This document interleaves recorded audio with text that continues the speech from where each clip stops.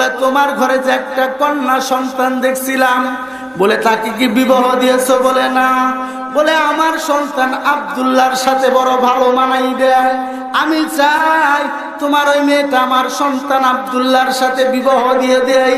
ও দুনিয়ার মুসলমান, এবার যখন বিবাহ দিয়ে দিল, বিবাহ হওয়ার পর কিছুদিন পর আবার যখন মদিনা থেকে মক্কাতে যখন চলে আসলেন, মক্কাতে আসার পর এবার ওরাকা বিন নওফেলের বাসার সামন দিয়া যখন নবীজির বাবা আব্দুল্লাহ যখন যায়, এমন সময় ওরাকা বিন নওফেলের কন্যা মরিয়ম ডাক কয়, আব্দুল্লাহ রে দাঁড়াও, অনেক দিন হয়ে গেল তোমাকে দেখি না। যখন নবীজির বাবা আব্দুল্লাহর সামনে দাঁড়াইলেন, দাঁড়ানোর পর দেখে ওই চেহারার ভিতরে আর নূরে মুহাম্মাদি দেখা যায় না। ডাক ওরাকা বিন নওফেলের কন্যা ডাক কয়, আব্দুল্লাহ রে সত্যি করে বলো, তুমি কি বিবাহ করেছো কিনা? সত্যি করে বলো। এবার নবীজির বাবা আব্দুল্লাহ ডাকদা বললেন, হ্যাঁ আমি বিবাহ করেছি। বলে মদিনায় ওহাব জোহরের কন্যা আমি নাকি বিবাহ করেছি।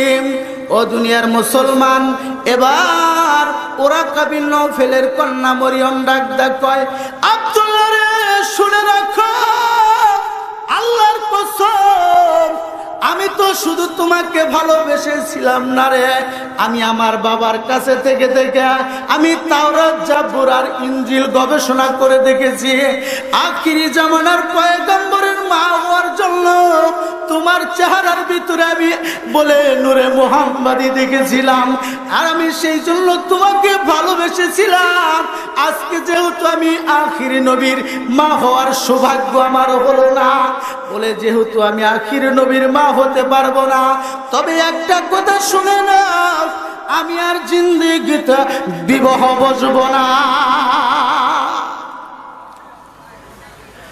ও দুনিয়ার মুসলমান, আমার নবী কিন্তু দুনিয়া আসেন নাই।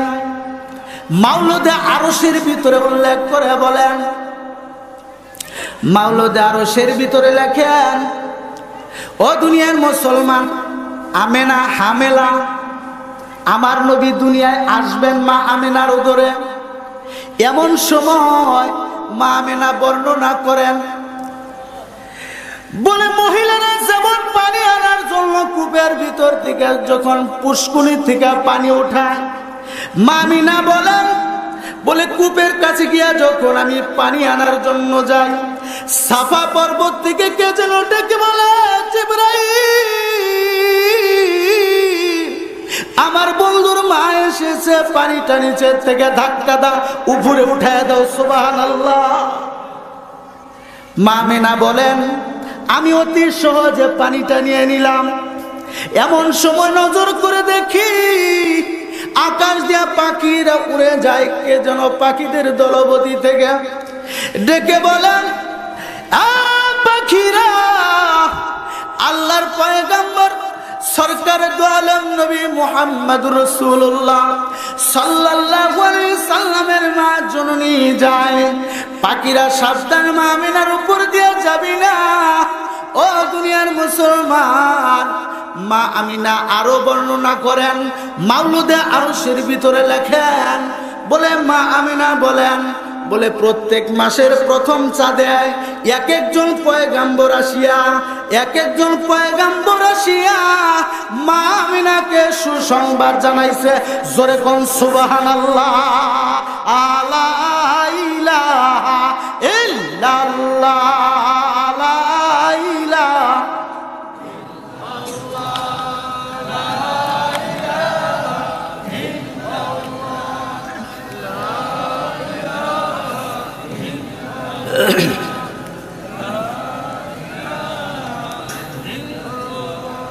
জোরে লা ইলাহা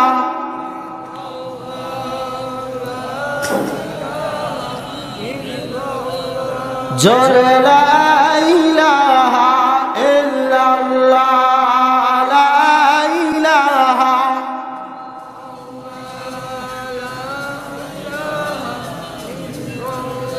লা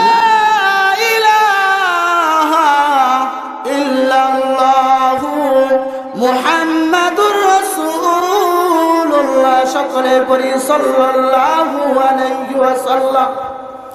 আমার আপনার পয়গম্বর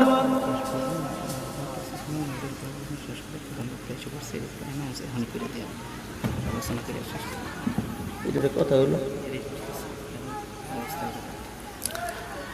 আমার বন্ধুগণ, আমার বাবাজিরা, অল্প সময়ের ভিতর আলোচনা করব মুসলমান।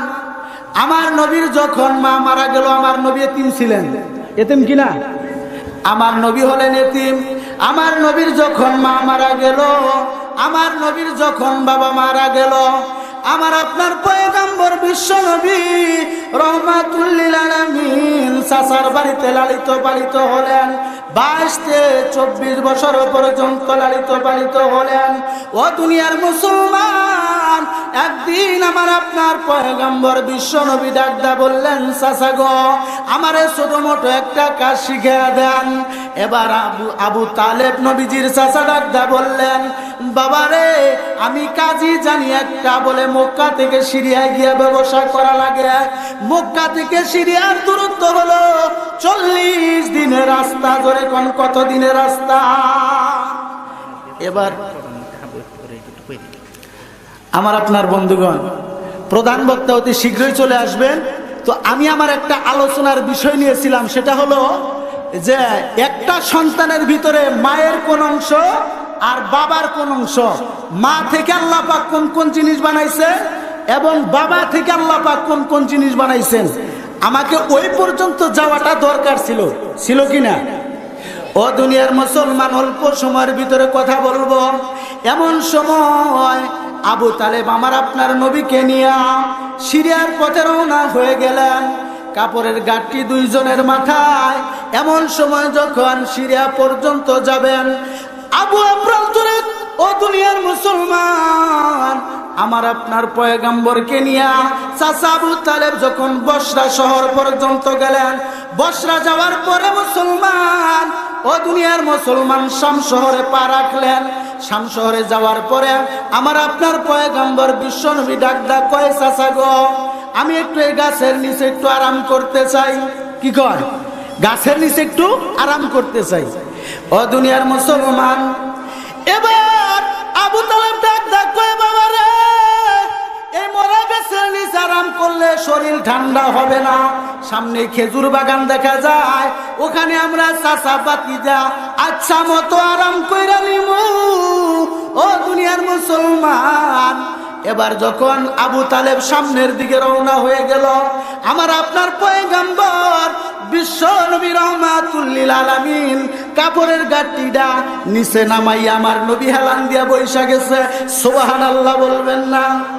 এমন সময় যখন আবু তালেব বাতিজা বলে ডাক দিছে, দেখে এমন সময় পিছন থেকে বাতিজা কথা কয় না।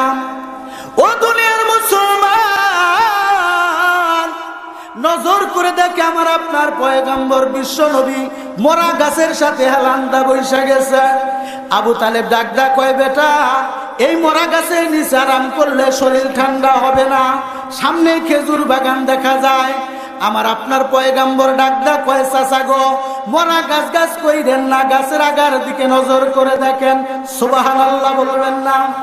আবু তালেব ডাকদা কয়, হায় হায়, যে গাছের খবর আমি জানি না, আমার বাবাই জানে না, তার বাবাও জানে না, তার বাবাও জানে না, আজকে আমার বাতিজা মুহাম্মাদুর রাসূলুল্লাহ এই গাছের নিচে বসার কারণে মহান আল্লাহ তাআলা এই গাছের ভিতরে যৌবন দিয়া দিছে। সুবহানাল্লাহ। এবার আবু তালেব হাই হুতাশ করতেছে, হায় হায়, কি দেখে গাছ তাজা হয়ে গেল, যে গাছের খবর আমি জানি না। মোহাম্মদ বিন আব্দুল্লাহ, আব্দুল্লাহ বিন আব্দুল মুত্তালেব, মুত্তালেব বিন হাশেম, হাশেম বিন মুন্নাব সর্দার এই গাছের খবর জানে না। আর আজকে আমার ভাতিজা মুহাম্মদুর রাসূলুল্লাহ এই মরা গাছের নিচে বসার কারণে এই গাছের ভিতরে যৌবন এসে গেছে, গাছটা পাতা আর ফলটা ভরপুর হয়ে গেছে। জোরে বললেন সুবহানাল্লাহ। এবার হাই হুতাশ করা শুরু করছে। হাই হুতাশ করতে করতে এমন সময় দেখে একজন বুড়ার বেটা লাঠিতে ভর করে আসতেছে। ডাক কয়, বাবাজি, বলে, ও বিদেশি প্রতীক, এই গাছের চতুর্পাশ দা ঘুরো আর হাই হুতাশ করো, কারণ কি? বলে, মুরব্বি দেখেন না, যে গাছের খবর আমি জানি না, আমার বাবাই জানে না, তার বাবাই জানে না, আজকে আমার ভাতিজা মুহাম্মদুর রাসূলুল্লাহ সাল্লাল্লাহু আলাইহি ওয়াসাল্লাম বসার কারণে এই মরা গাছ তাজা হয়ে গেছে। বলে আপনার বাতিজা কোথায়? বলে গাছের ওই পৃষ্ঠে দেখেন। তার মানে গাছটা মোটা সোটা তো। এবার গিয়ে দেখে আমার আপনার পয়গম্বর বিশ্ব নবী বসে আছেন। এবার বুড়ার বেটা ডাক দেয়, কয় বাবা রে, ও বাবা তোমার নাম কি? আমার নবী ডাক দেয়, কয় আনা মুহাম্মাদুর রাসূলুল্লাহ সাল্লাল্লাহু আলাইহি ওয়াসাল্লাম। এবার বুড়ার বেটা ডাক দেয়, কয় তোমার বাবার নাম কি? বলে আব্দুল্লাহ। তোমার মায়ের নাম কি? ডাক দেয়, কয় আমার মায়ের নাম হলো আমেনা। বলে তোমার বংশ কি? বলে কুরাইশ বংশ। অমনি বুড়ার বেটা ডাক দেয়, কয় বাবা রে, ও বাবা আজকে 35 বছর যাবত বাবা তোর এই সাধনা করি, সুবহানাল্লাহ বলবেন না? বলে আমারে সাধনা করেন কেন? বলে এই গাছের নিচে বৈশা জামানার নবী মুসা কালিমুল্লাহ উম্মতের মাঝে বয়ান করতেছিলেন। আমি একজন তাওরাতের পণ্ডিত, তাওরাত কিতাবের ভিতরে আমি লেখা দেখেছি, এই গাছের গোড়ায় বৈশা উম্মতের মাঝে বয়ান করতেছিল। এমন সময় গাছটা মারা যায়। মুসা নবীর উম্মতেরা বলেছিল, ও জামানার নবী মুসা কালিমুল্লাহ, এই গাছটা কি আর কোনোদিন তাজা হবে না?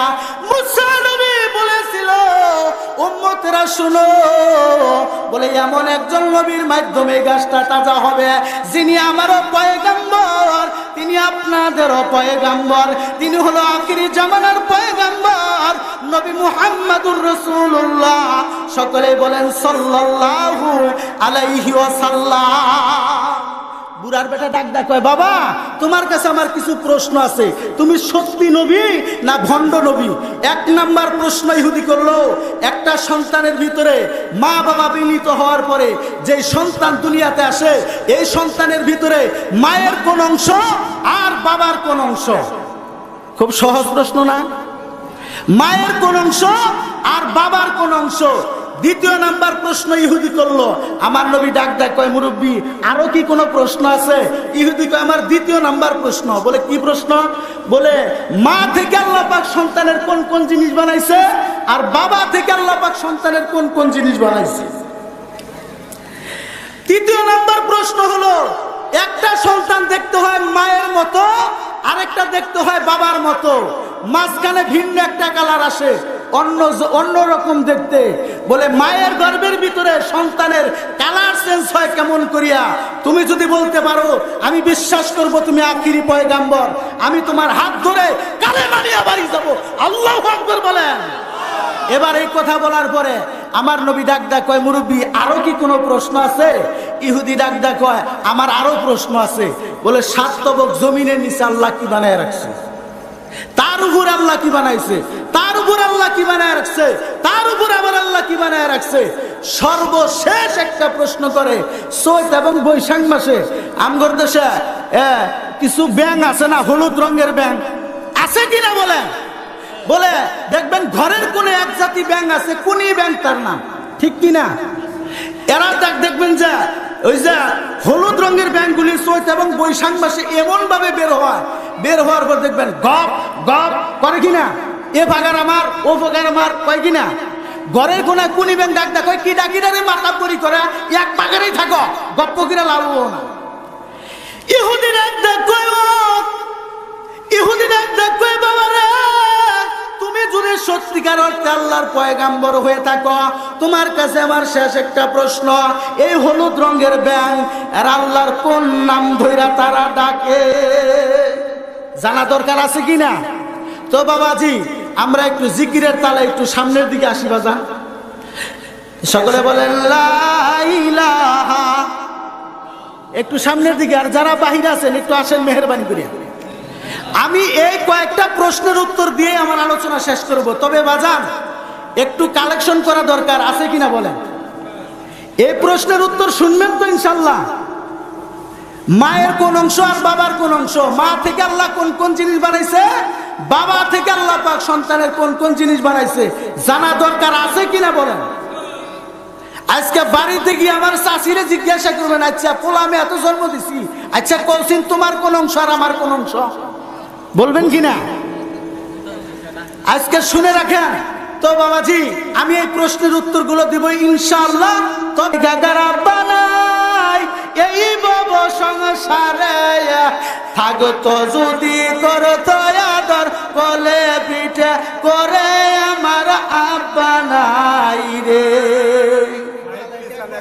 জাহিদুল ইসলাম এক বস্তা সিমেন্ট ধরে কোন মারহাবা। আল্লাহ জানে মালে বরকত দিও, আল্লাহ ব্যবসার ভিতরে বরকত দিও, কামাই রুজিতে বরকত দিও, সকলে বলেন আমিন। মুক্তার হোসেন এক বস্তা সিমেন্ট ধরে কোন মারহাবা।